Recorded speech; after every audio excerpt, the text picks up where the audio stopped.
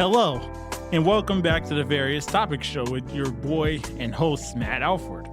Today's topic involves a very special guest, which is a current comedian, and he is a wonderful guest co-host with this podcast. Please welcome on to the show, everybody, Mr. Noah Anderson. Thanks for having me, Matt. So fascinating, and let's get down to business, as I have a lot of questions today, as asking you, how did you get started in comedy? I've been doing comedy for like 5 or so years. So I started during the pandemic. I just did like a backyard show with a friend of mine who was involved in comedy before. And he said it went really well. So we started doing some like Zoom shows for like corporate office parties, a couple more backyard shows. And I've just kind of been doing it since then. Okay. Why did you enjoy comedy? I've always... go ahead. Have you met any celebrities along the way? The only like celebrity I've ever met was I met Trevor Wallace in like passing once, and it wasn't even like anything fancy. He was just like, "I am Trevor," and then he left. But I guess that counts. Cool, man. Yeah. Cool. Have you ever done any full time with comedy? No, I've never gone full time. I've been only doing it for, like I said, like 5 years. So I think you probably need to put in a lot more time to get full time. And also, I haven't been taking it super serious until the last couple. But honestly, I'm kind of glad because I really like my job at ICANN. I love working with all you guys. So I'm happy that it's not taking me away from that or anything. Awesome. Who got you started? Yeah, my friend Todd got me started. Todd's been a comedian for, I think, about 10 years. And he just kind of had somebody drop out of a show at the last minute. And he was like, "Hey, I think you're funny. Could you maybe fill it? It's super low pressure. It's a backyard show with people you know." And from there, I just kind of kept doing it. Okay. What motivated you towards the big gig? What do you mean by the big gig? Oh, like somewhere it makes you successful and gets you into big reality of bigger comedians and stars and fun stuff like that. Right on. Yeah, I think I'm probably still like trying to get there then. The biggest thing I've ever done was like I did a couple shows with Todd and some other comedians in San Diego, and that was fun because I had to like travel for it, you know? But yeah, like I said, I'm still very much doing it part-time. I'm still refining those skills and getting better. I'd love to do bigger venues and bigger shows, but right now I'm just kind of doing small shows in the South Bay. Okay. Where have you performed previously? Yeah, I perform most often there's a place in Redondo Beach called Las Brisas Restaurant, and they have a monthly show that I host. So we'll do myself and like 4 comedians will come in there every month, and they have dinner upstairs. You can go downstairs for drinks in the show. That's the one I do the most, but also there's been a few pop up with like, there's a company called Don't Tell Comedy. They do like secret shows that are in weird spots like office parks or, just unconventional venues. I've also done a couple like open mics around the South Bay, like pizza places and bars, stuff like that. Okay. I'd like to try some of those. Yeah, definitely. There's if you ever go to Instagram or Facebook, South Bay Stand Up has a list of open mics that you can attend. Most of them are free. Some of them might be like a 2-drink minimum or like buy a snack or something. Been to one place I remembered back in Hollywood. Okay. When did you do comedy? Yeah, I started in 2019-ish, 2020. Maybe early 2020 because we were pandemicing at the time. Does your stand-up include clean or improv? It kind of depends on the show. If it's a show that I know there's not going to be anyone underage, I don't mind cursing if it's not excessive. I'll curse here and there, so I feel like my comedy will reflect that. But if it's a show where I know some people are going to be underage, I don't think that's appropriate. And even when I do curse, I try not to say anything too crass, you know? Right. As far as not being sexist or any homophobic. Yeah, exactly. Yes. Yeah, I don't want to be hateful or anything. Like if I say a word that maybe somebody doesn't prefer, that's okay. But I would never want to say anything that like intentionally hurts somebody else, you know? Right. Because it's not as fun, exactly, doing that type of thing and that type of thing. People get upset and all that crazy stuff. Yeah, and I think the appeal of comedy is that it like brings people together to laugh at something, you know? And so I wouldn't want to exclude people by doing something like that. Is improv comedy funny to you? Why I or love why improv. not? I love improv. I think it's really. I think people who do improv genuinely are more talented than stand up, because I think like being able to be funny on the spot and with like practically no time to prepare is such an incredible talent. Like when I do stand up, I write out every joke and I rehearse it a few times. Every once in a while, I'll like riff a joke or two on stage, but it stays pretty rehearsed and pretty practiced. And I think improv is really, really impressive that they don't do that. Like my brother does improv, and I think he's like one of the funniest people I've ever met.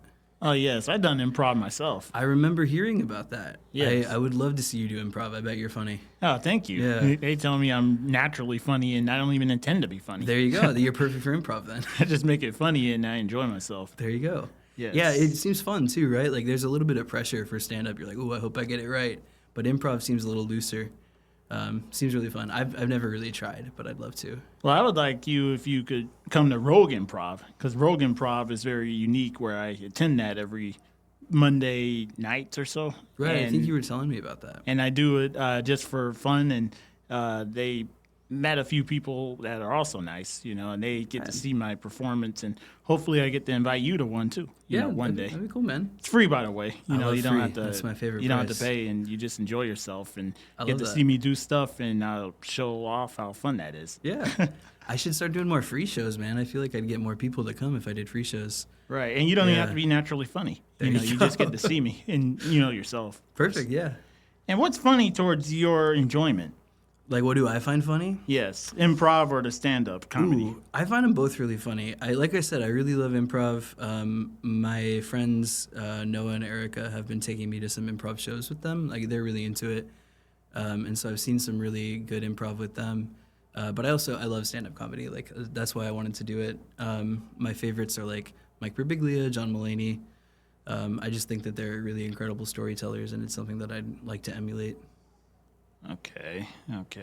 Which one would you prefer? Both improv or comedy or both? Ooh, like if I had to pick one forever, I'd probably pick stand-up, but it would be a really hard pick because like I said, I really like improv, especially lately. I'm interrupting this podcast because there's a time to laugh during my funny moment, which reminds me of this passage. Ecclesiastes chapter 3. There is a time for everything, and a season for every activity under the heavens. A time to be born and a time to pass. A time to plant and a time to uproot. A time to perish and a time to heal. A time to tear down and a time to build. A time to weep and a time to laugh. A time to mourn and a time to dance. A time to scatter stones and a time to gather them. A time to embrace and a time to refrain from embracing. A time to search and a time to give up. A time to keep and a time to throw away. A time to tear and a time to mend. A time to be silent and a time to speak. A time to adore and a time to dislike. A time for war and a time for peace. Now, back to the show, everybody. So, yeah, Noah, my time in comedy was very unique in how I met celebrities such as Damon Wayans from the Wayans Brothers. Yeah. And that type of fun stuff. I met him in 2013. Right on. At a club in North Hollywood called the Ha Ha Comedy Club. And it was a lot of fun because he shook my hand. Nice. And gave me a high five right in front of the crowd.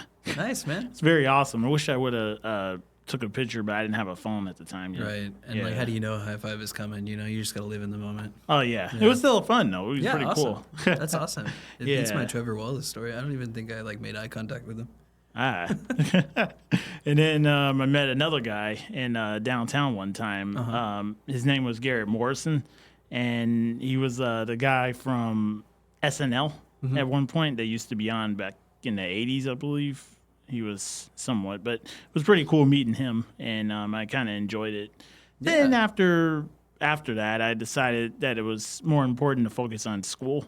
So I didn't go further into the comedy business because of education. Yeah. And education was way more important. That went on for several years, and then the pandemic happened. But I made the right decision to earn my degree, both AA degree and journal and arts and communication from Harvard College, and then I earned my BA degree in 2020 from Cal State Dominguez Hills. That rules, man. I went to Dominguez Hills too. Oh, you did? Yeah. Do you think you'll ever try to do comedy again now that you're all degreed up? I believe I would. I Yeah. would have intention on going back into it. So Yeah. started doing improv in this past year, this past April. And I've been doing improv since then. But I've done improv in the past too. Yeah. And I met someone in Pasadena in 2014. And I believe I've been I've been friends with them to this very day. Right on. Yes. So if you were going to go back into doing comedy, you'd probably do improv this time instead of stand-up? It's just improv to get started with the naturally to see how I am without trying to be funny For sure, yeah. or without doing my best to be funny. So I would definitely make my best of it to get back into the regular comedy business. Yeah. But I've also starting in 2018, I enjoyed doing media and journalism. So I've also done things in the journalism world and was a member at one point of NABJ, which I'm still interested in wanting to get back into that as well. Yeah, that's awesome, man. Have you done anything like with journalism and comedy? Have you covered anything about comedy before? I don't believe I did. As far as I know, I've done journalism in general, both at Dominguez Hills, working as a reporter, not reporter, but working as a writer and as a writer for the school's newspaper, the Bulletin at Dominguez Hills. And that was between 2018 until the pandemic in 2020, which I've definitely made a success in that and was proud of doing that position. Yeah, that's awesome. Yes. It sounds like we were there for like a little bit at the same time, like 1 year. I don't know if you had any classes that I had, but that's cool. Oh, Small worlds.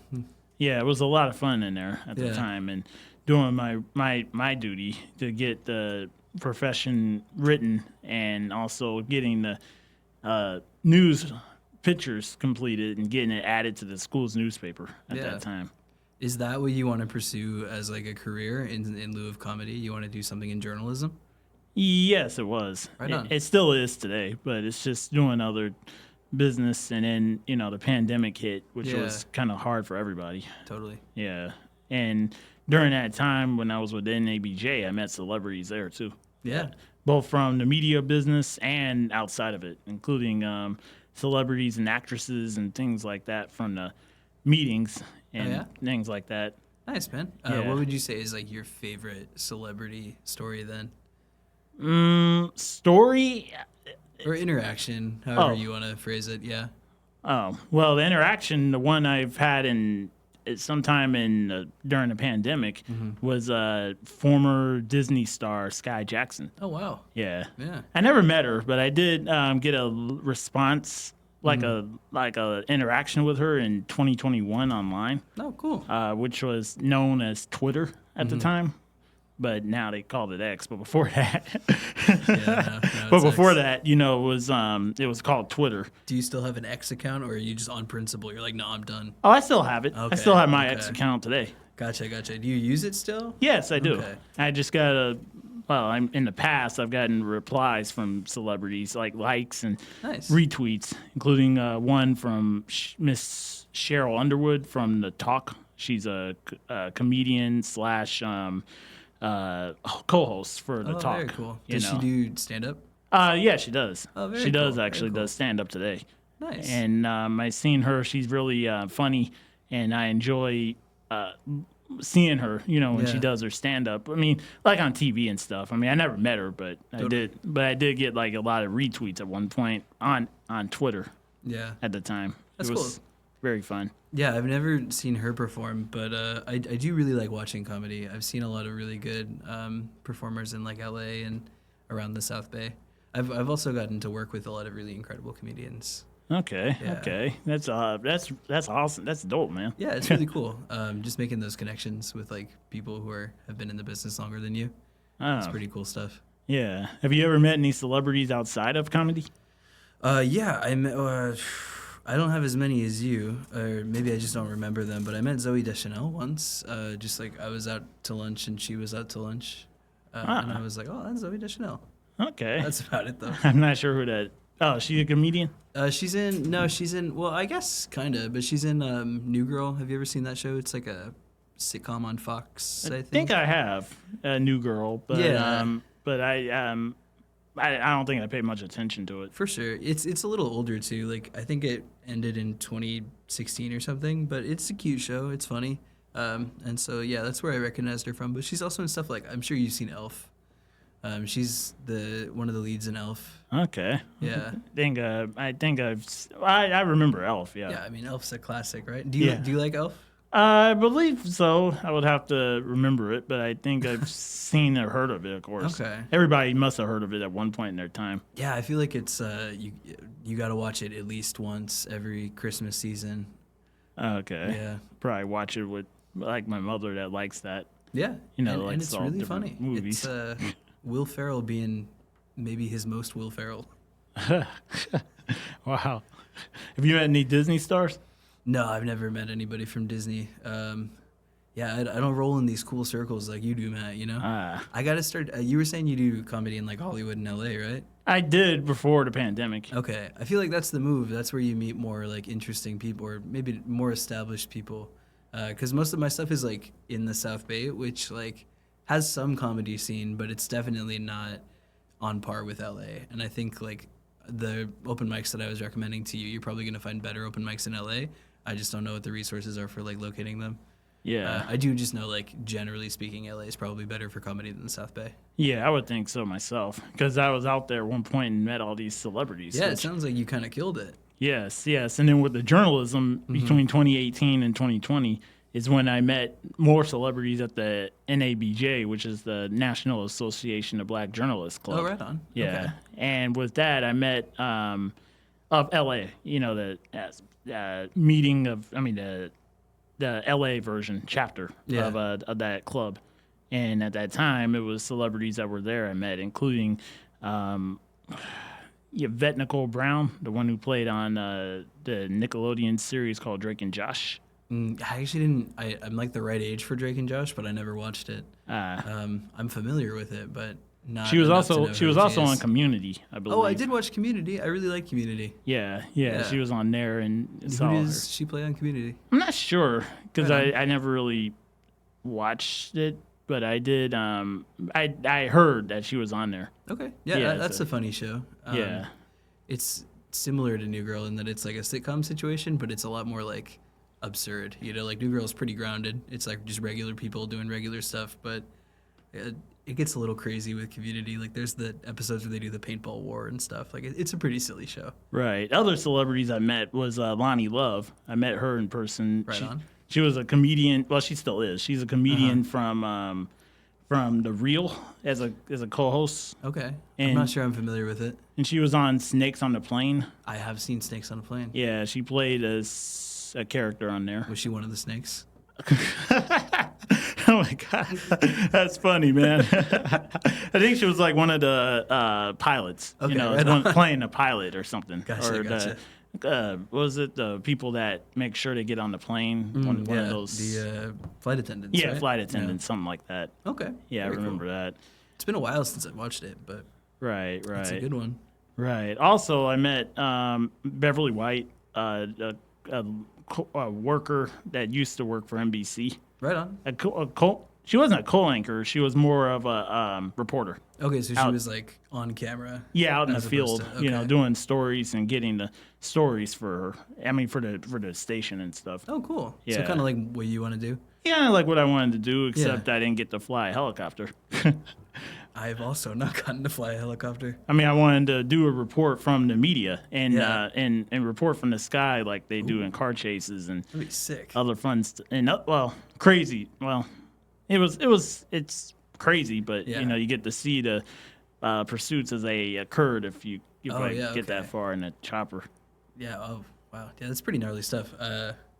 Maybe if there was something more chill to cover in a helicopter, I'd be down to be a helicopter reporter. Yeah. Yeah, I don't wanted know to do that. Like if I could review food in a helicopter, I'd do that. That's fun, man. That's awesome. Man, this is celebrities again. And the one that I mentioned after was the Disney one that I still haven't met in person, but I did get a like.